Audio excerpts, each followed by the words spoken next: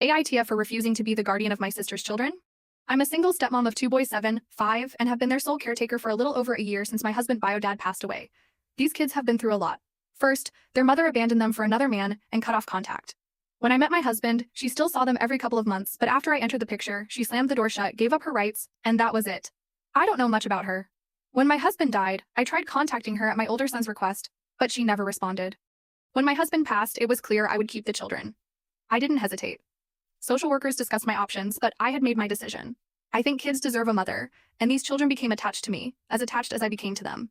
I knew them since they were almost babies, and to me they still are. It's been hard though. I wasn't even sure I wanted to be a mother, never was, and shortly before my husband died, we decided to wait a few more years before having a baby, if at all. Then one day I woke up and was already a mother. They're good kids, wonderful, and I love them with all my heart, but I don't think anyone understands what I'm going through. Since my husband passed, younger one wets the bed, throws tantrums about everything, refuses to eat because I don't do daddy's airplane, and the school calls constantly because he cries and asks for me all day. The older one isn't much better. He's always been quiet, but now even more so. He hides around the house, cries silently, doesn't want to play, be read to, or sing. Sometimes he just follows, and I carry him. I'm also dealing with triple the expenses on just my salary, therapy sessions, and extracurricular activities trying to make them feel alive again. But main problem came with my sister, who had her second child a month ago. We had a wonderful time when I took my kids to meet him. It was one of the few moments I saw them genuinely happy.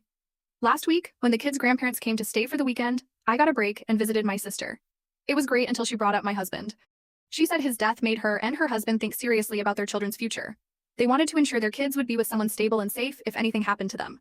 She wanted my permission to name me as their legal guardian. I admit I laughed at first, but she was serious. She talked a lot about the amazing job I was doing with my kids, and she for me that was like a mockery. I listened, then said no. I told her, I'm sorry, but I'm already dealing with too much. I don't wish you any harm, but I can't handle 2 more traumatized children, not tomorrow, not in a year, never again. I will never take care of your children and I don't want to do it either way, so don't add my name to that. She didn't take it well.